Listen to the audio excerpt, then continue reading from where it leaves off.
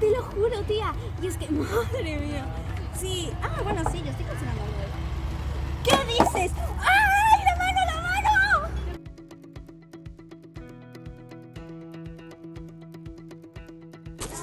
Oh no, Valentina s'ha fet una cremada molt forta, a la qual es pot infectar o li pot causar malalties.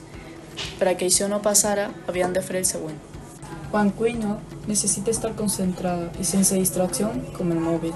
El manec de la olla té que estar lluny de tu. També has d'utilitzar guantes per evitar esquitxades. Guau, sí, tía, te lo juro. Tengo un montón de hambre. Y es que tengo una manzana pocha, te lo juro. Espera, un momento. Si está pocha, no pasa nada, le voy a cortar el trozo y ya está. Ya está, perfecto. Valentina s'ha menjat una poma que té floridura però li ha tallat la part que la té. Què creus que passa? A. No li passa res.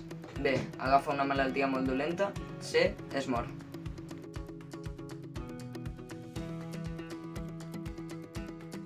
Ay, mi estómago. ¿Por qué estoy tan mala? L'opció B és la correcta. Ana Valentina li va donar la malaltia per menjar una poma. Però què hauria d'haver fet? Doncs hauria d'haver fet el següent. Per res del món pots menjar un aliment que té floridura, ja que encara que li tallis la part visible, és possible que el fong ja s'hagi esparcit per tot l'aliment, i si el menges podries agafar una malaltia. Conservar els aliments segons el tipus d'aliment i la preparació.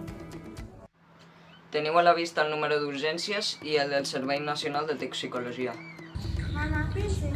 Valentina, eso no lo tienes que tocar. Eso si metes los dedos allí te va a hacer daño. ¿De verdad? Sí. ¡No me la digas, Valentina! Oh no, la nena petita s'ha electrocutat amb un endol. Què cal fer en aquests casos? Per a prevenir-les, cal fer el següent.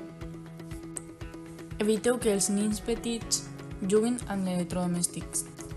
Evitar que els teus electrodomèstics estén sols o estén descobertes, com aquestes. Que els tècnics revisen els teus electrodomèstics el més aviat possible.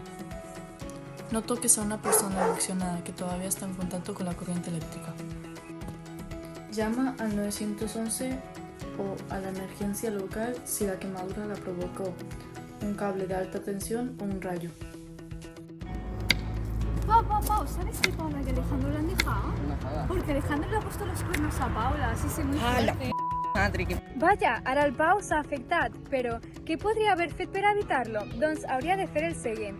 Quan diguis un objecte curt punxat, no estar distret, agafar d'una manera adequada el ganivet i tenir un gabinet esmolat, així no t'esforces de més tallant i evites els mals moviments.